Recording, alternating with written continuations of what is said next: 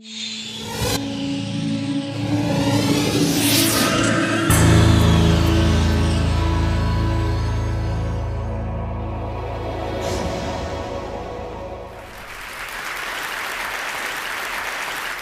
a few minutes ago, I took this picture about 10 blocks from here. This is the Grand Cafe here in Oxford. I took this picture because this turns out to be the first coffee house to open in England in 1650. That's its great claim to fame. And I wanted to show it to you not because I want to give you the kind of, Starbucks tour of historic England, but rather because the English coffee house was crucial to the development and spread of one of the great intellectual flowerings of the last 500 years, what we now call the Enlightenment. And the coffee house played such a big role in the birth of the Enlightenment, in part because of what people were drinking there, right? Because before the spread of coffee and tea through British culture, what people drank, both elite and mass folks drank day in and day out from dawn until dusk, was alcohol, right? Alcohol was the daytime beverage of choice. You would drink a little beer with breakfast and have a little wine at lunch, a little gin, particularly around 1650, and top it off with a little beer and wine at the end of the day. That was the healthy choice, right? Because the water wasn't safe to drink. And so effectively, until the rise of the coffee house, you had an entire population that was effectively drunk all day. And you can imagine what that would be like, right, in your own life, and I know this is true of some of you, if you were drinking all day and then you switched from a depressant to a stimulant in your life, you would have better ideas. You would be sharper and more alert. And so it's not an accident that a great flowering of innovation happened as England switched to tea and coffee. But the other thing that makes the coffee house important is the architecture of the space. It was a space where people would get together from different backgrounds, different fields of expertise, and share. It was a space, as Matt Ridley talked about, where ideas could have sex, right? This was their conjugal bed, in a sense. Ideas would get together there. And an astonishing number of innovations from this period have a coffee house somewhere in their story. I've been spending a lot of time thinking about coffee houses for the last 5 years because I've been kind of on this quest to investigate this question of where good ideas come from. What are the environments that lead to unusual levels of innovation, unusual levels of creativity? What's the kind of environmental, what is the space of creativity? And what I've done is I've looked at both environments like the coffee house, I've looked at like media environments like the World Wide Web that have been extraordinarily innovative.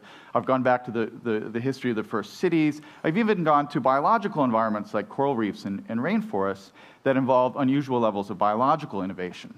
And what I've been looking for is shared patterns, kind of signature behavior that shows up again and again in all of these environments. Are there recurring patterns that we can learn from, that we can take and kind of apply to our own lives or our own organizations, our own environments, to make them more creative and innovative? And I think I found a few. But what you have to do to make sense of this and to really understand these principles is you have to do away with a lot of the way in which our kind of conventional metaphors and language steers us towards certain concepts of idea creation, right? We have this very rich vocabulary to describe moments of inspiration, right? We have the kind of the flash of insight, the stroke of insight, we have epiphanies, we have Eureka moments, we have the light bulb moments, right? All of these concepts, as kind of rhetorically florid as they are, share this basic assumption, which is that an idea is a single thing.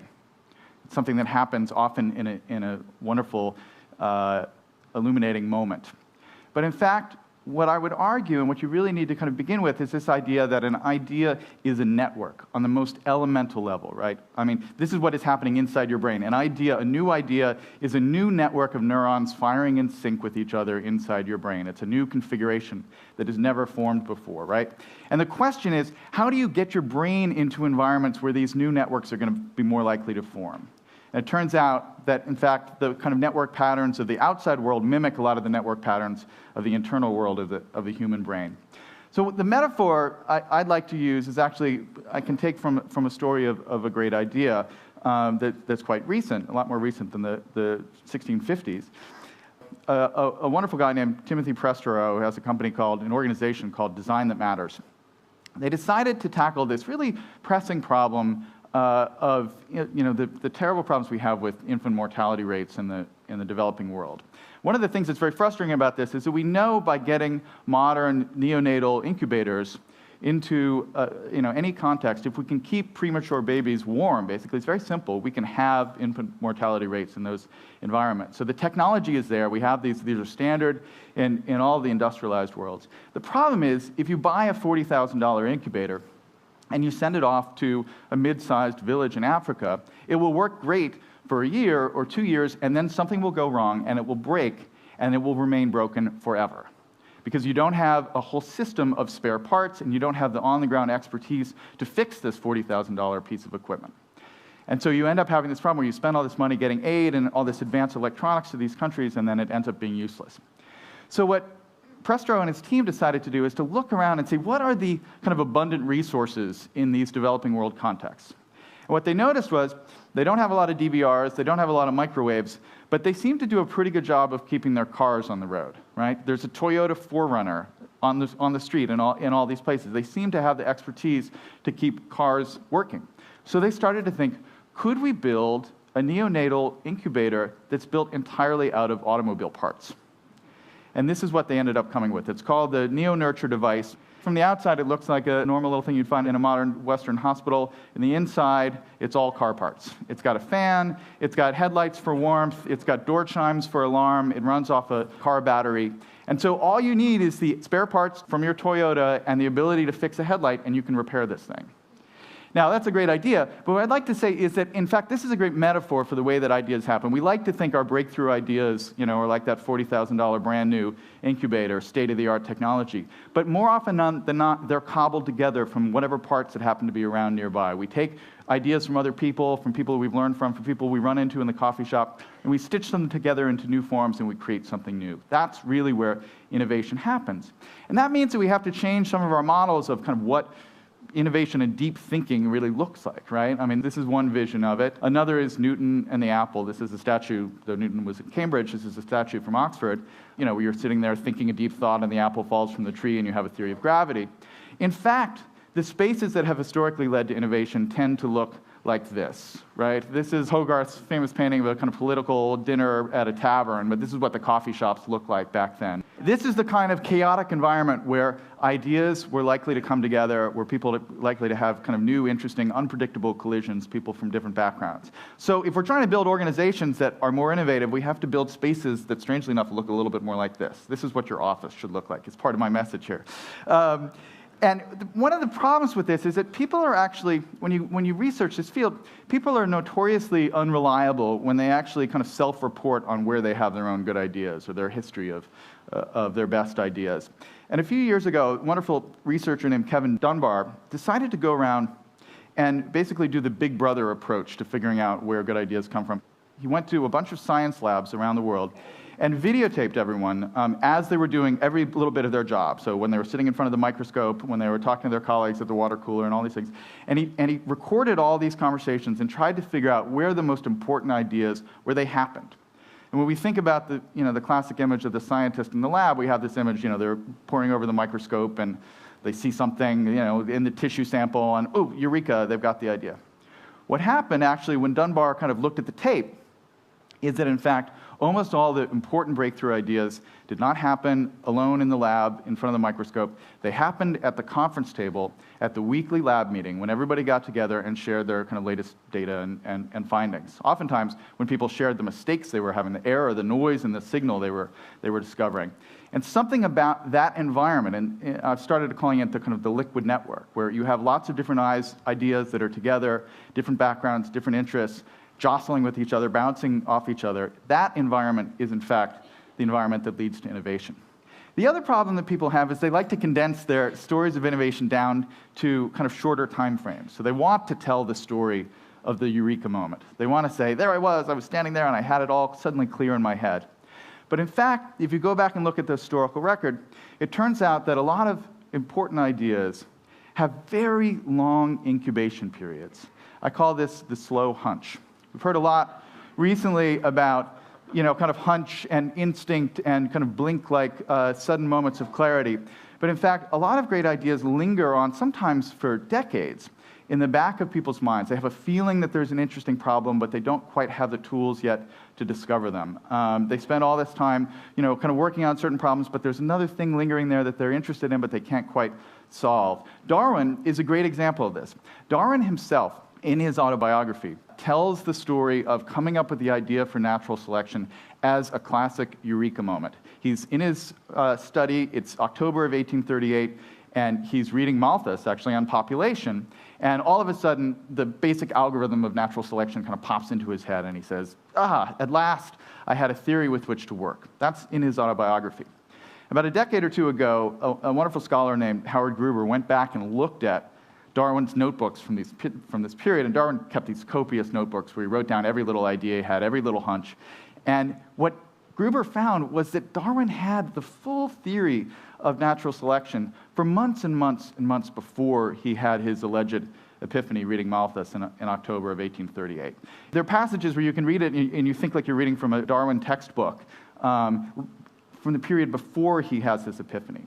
And so what you realize is that Darwin, in a sense, had the idea, he had the concept, but was unable to fully thinking it yet. And that is actually how great ideas often happen. They fade into view over long periods of time. Now, the challenge for all of us is, how do you create environments that allow these ideas to have this kind of long half-life, right? It's hard to go to your boss and say, I have an excellent idea for our organization. It will be useful in 2020. Could you just give me some time to do that? Now, a couple of companies like Google, they have innovation time off, 20% time, where in a sense, those are hunch cultivating mechanisms in an organization. But that's a key thing. And the other thing is to allow those hunches to connect with other people's hunches. That's what often happens. You have half of an idea, somebody else has the other half, and if you're in the right environment, they turn into something larger than the sum of their parts. So in a sense, we often talk about the value of protecting intellectual property, building barricades, having secretive R&D labs, patenting everything that we have, so that those ideas will remain valuable and people will be incentivized to come up with more ideas, and the culture will be more innovative. But I think there's a case to be made that we should spend at least as much time, if not more, valuing the premise of connecting ideas and not just protecting them. And I'll leave you with this story, which I think captures a lot of these values, and it's just a wonderful kind of tale of innovation and how it happens in unlikely ways. It's October of 1957, and Sputnik has just launched. And we're in Laurel, Maryland, at the Applied Physics Lab associated with Johns Hopkins University. And it's Monday morning, and the news has just broken about this satellite that's now orbiting the planet. And of course, this is nerd heaven, right? There are all these physics geeks who are there thinking, oh my gosh, this is incredible, I can't believe this has happened. And two of them, two 20-something researchers at the APL, are there at the cafeteria table having an informal conversation with a bunch of their colleagues, and these two guys are named Geyer and Weifenbach. And they start talking, and one of them says, hey, has anybody tried to listen for this thing? There's this man-made satellite up there in outer space. It's obviously broadcasting some kind of signal. We could probably hear it if we tune in. And so they ask around to a couple of their colleagues, and everybody's like, no, I hadn't thought of doing that. That's an interesting idea. And it turns out Weifenbach is kind of an expert in microwave reception, and he's got a little antenna set up with an amplifier in his office. And so Geyer and Weifenbach go back to Weifenbach's office, and they start kind of noodling around, hacking, as we might call it now.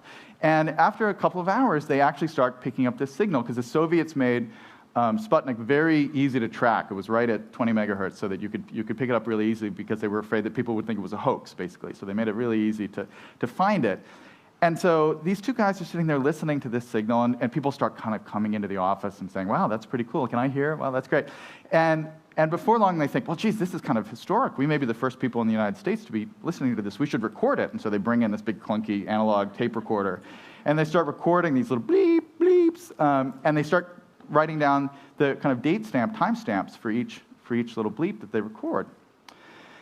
And then they start thinking, well, gosh, we're noticing small little frequency variations here. We could probably calculate the speed that the satellite is traveling if we do a little basic math here using the Doppler effect. And then they played around with it a little bit more, and they talked to a couple of their colleagues who had other kind of specialties, and they said, geez, I think we could actually look at the slope of the Doppler effect to figure out the points at which the satellite is closest to our antenna and the points at which it's furthest away. That's pretty cool. And eventually they get permission. This is all a little side project that hadn't been officially part of their job description. But they get permission to use the new UNIVAC computer that takes up an entire room that they'd just gotten at the APL. And they run some more of the numbers. And at the end of about 3 or 4 weeks, it turns out they have mapped the exact trajectory of this satellite around the Earth just from listening to this one little signal, going off on this little side hunch that they'd been inspired to do over lunch one morning. A couple of weeks later, their boss, Frank McClure, pulls them into the room and says, hey, you guys, I have to ask you something about that project you were working on. You've figured out an unknown location of a satellite orbiting the planet from a known location on the ground. Could you go the other way? Could you figure out an unknown location on the ground if you knew the location of the satellite? And they thought about it, and they said, well, I guess maybe you could. Let's run the numbers here. And so they went back, and they thought about it, and they came back and said, actually, it'll be easier. And he said, oh, that's great, because, see, I have these new nuclear submarines that I'm building, and it's really hard to figure out how to get your missile so that it will land right on top of Moscow if you don't know where the submarine is in the middle of the Pacific Ocean. So we're thinking we could throw up a bunch of satellites and use it to track our submarines and figure out their location in the middle of the ocean. Could you work on that problem? And that's how GPS was born. 30 years later, Ronald Reagan actually opened it up and made it an open platform that anybody could kind of build upon, and anybody could come along and build new technology that would create and innovate on top of this open platform. Left it open for anyone to do pretty much anything they wanted with it. And now, I guarantee you, certainly half this room, if not more, has a device sitting in their pocket right now that is talking to one of these satellites in outer space. And I bet you, one of you, if not more, has used said device and said satellite system to locate a nearby coffee house somewhere in the last day or last week, right?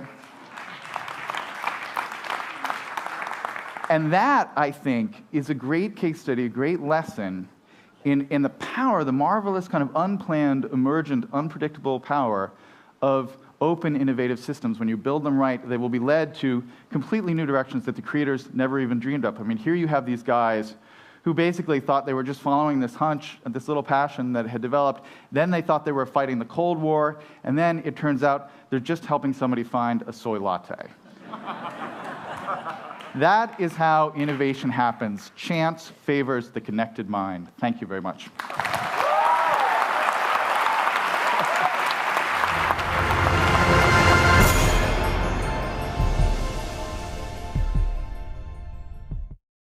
Investment in broadband high-speed internet can help small businesses create new American jobs.